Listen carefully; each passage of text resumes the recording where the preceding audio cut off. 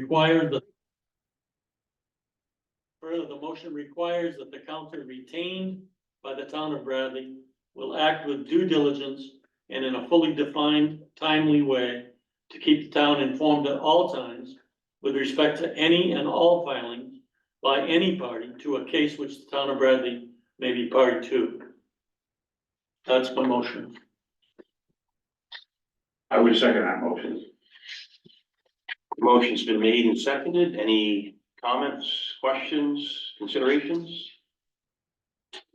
Just one for me. I like it. Thanks for putting that together. Obviously, if they come back and say they need 7 business days, we could potentially look at, I think 5's fair, I'm open to any kind of modification this thing needs to make it work. right?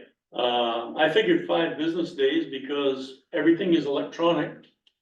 And unless he's ignoring the record, he should catch up to it within 2 or 3 days at most. Right.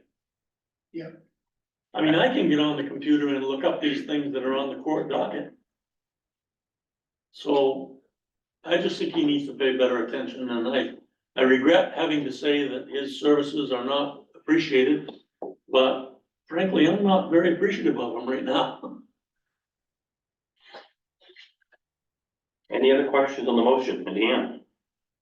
I'm supportive of the motion, wondering if there was, we can invite him to have this, discussion further. Maybe there's some things that we don't know and why he did us for stuff.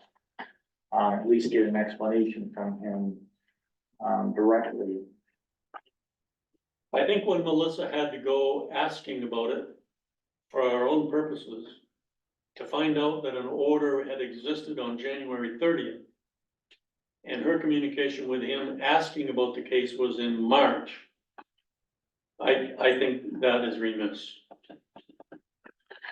I really do. Well, I agree. I think that the motion is well written out and well stated. And again, like Jim was saying, if they have any feedback, if they want to come talk to us, if they want to, respond to it, we can, discuss that then. But I think right now, 5 days is fair, and we'll see what they have for a response, if any.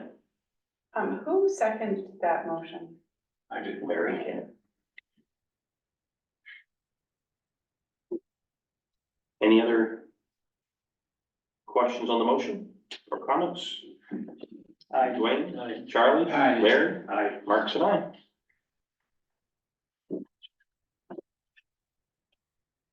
All done. Yeah. Any other new business? If not, we'll jump down to unfinished business. Before we get into the budget, unfinished business, anything other than the budget for unfinished business?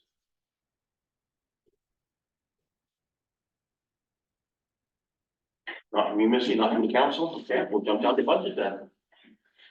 Well, today I did, an update to the municipal budget, which I gave you in your boxes.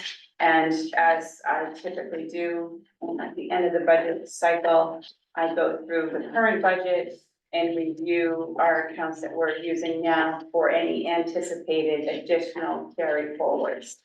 And in doing so, I was able to come up with an additional $25,400 in carry forwards. I increased revenue by $2,800 and decreased expenses by $32,965, bringing the current budget $48.78 below the self-imposed budget cap. Excellent. Kudos. Where did the expense decrease of 33,000 come from? So when you increase your carry forward, you decrease the expense. Okay. So it's basically, they wash each other. Yeah. The big carry forward from solid waste and from salt and sand, what is that? So I have been budgeting, for the last several years, solid waste at $100 per ton. and our actual cost has been from $75 to $85 per ton. And the reason for the $100 per ton is because I was uncertain what was gonna be happening with the MRC facility and MERT and all of that. So I budgeted higher, even in this current budget, this budget that I have now is at $100 per ton. But we have additional funds left over because of that increase. Okay, But I felt it was important to protect us in case we needed to find a way to absolutely. get rid of our solid waste. The salt and sand, pretty self-explanatory, we had a pretty good winter. So we were only forced to get one load of salt and 500 yards of sand, so. And that's what that carry forward is. And the health insurance carried forward at 2,500? So I had, you know, every year I try to budget what our health insurance is going to be. And I usually use a figure given to me by the health trust of 8 to 12%. And our costs this year, for this current year, our insurance only went up a 4% increase. So that's what that $4,000 represents. Fabulous work in finding it all, Melissa. Yeah, really. That's wonderful. Saved a lot of heartburn. I really like that $48.78. Yeah.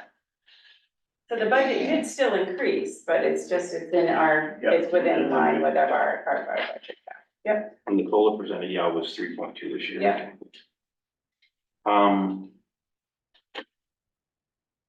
The hydrant rentals, I know we've talked about that before, that's just, again, like the ambulance service, right, just the cost is presented to us, so we have Right. hydrants in town and we pay for them. Yeah. And I did not request any more information from the ambulance, regarding ambulance. They are getting a new, fire chief and new police chief. They're separating those duties. So I think it will be a great opportunity to discuss that with the new administration when that becomes available. Looks like- Because right now we're on deaf ears. It's the same, so. Absolutely makes Yeah. sense.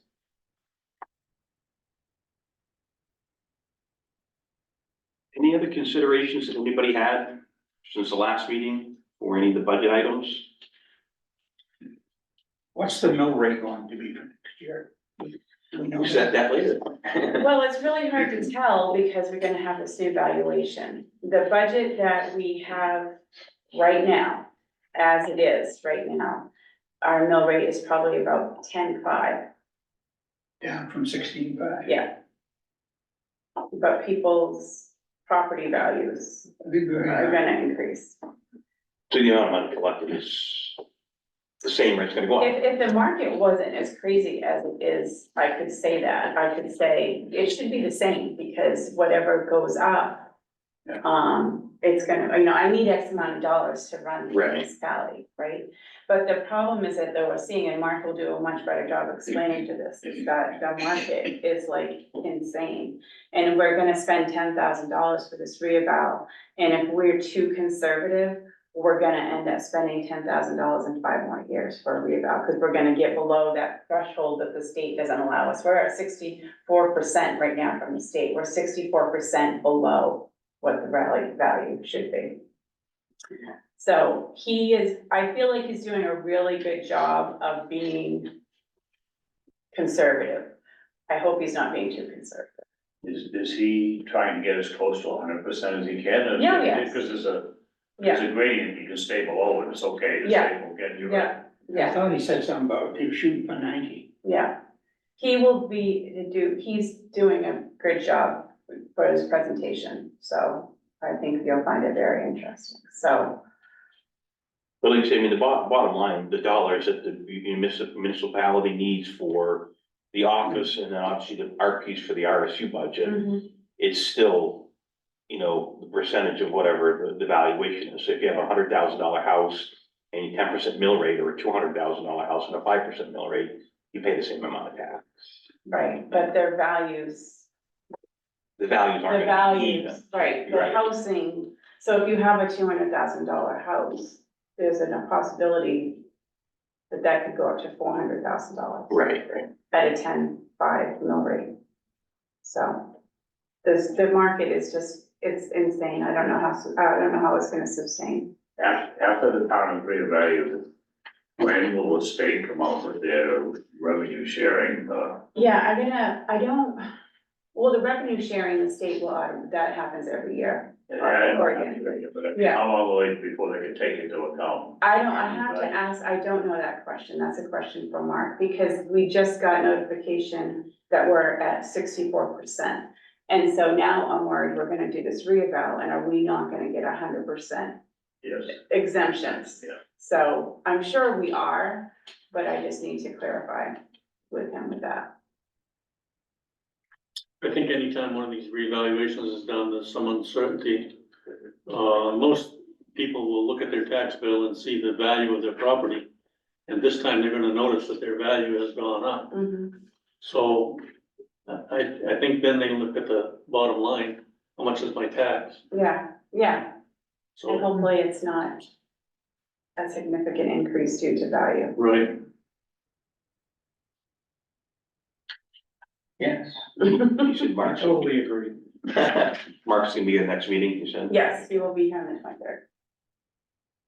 Yeah, it'll be good to hear from him, you know, Yeah. how he worked, how he, you know, how the process went through and what his thoughts are. I'm guessing there'll be pockets that he's gonna say went up a lot more than Yeah. other pockets.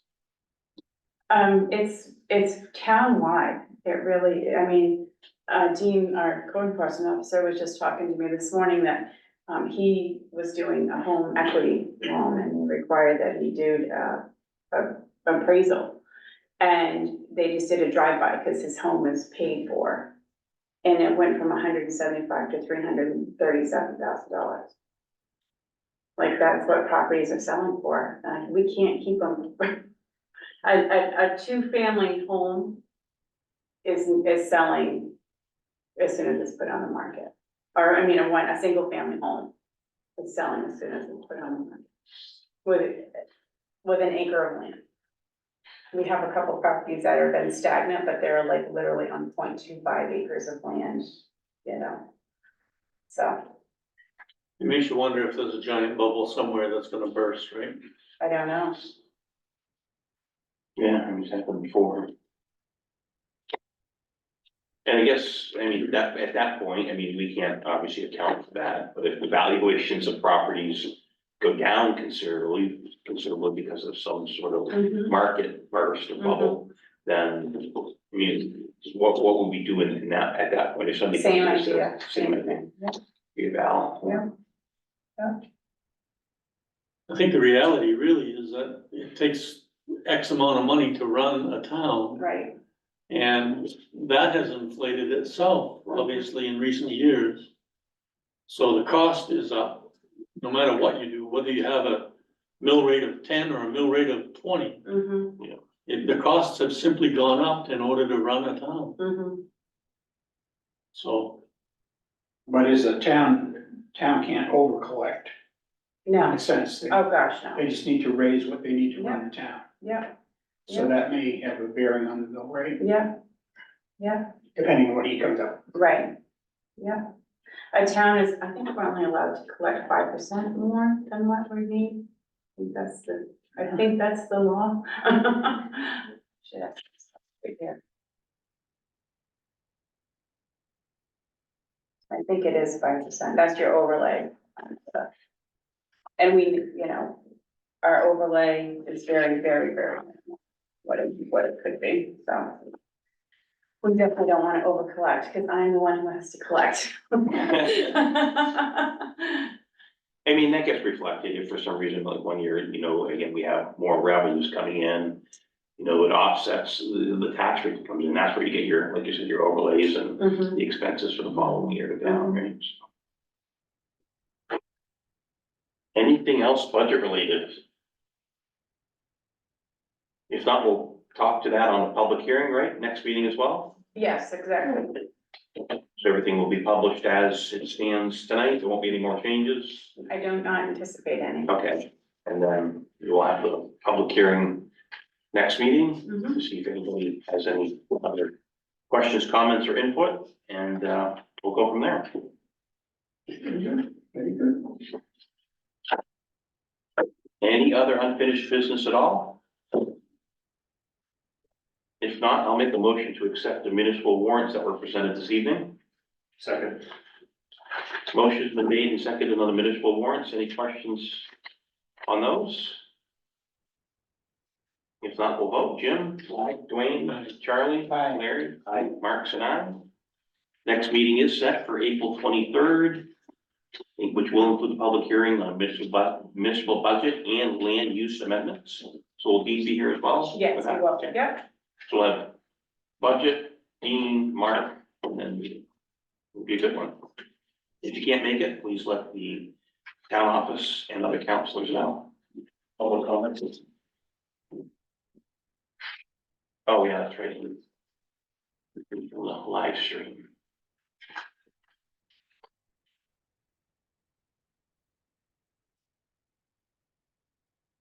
I don't see any comment. Motion to adjourn. Second. Motions to adjourn and seconded. Everybody in? Yes. I am. All right, well, thank you. Thank you. Really good job. As always. Yeah.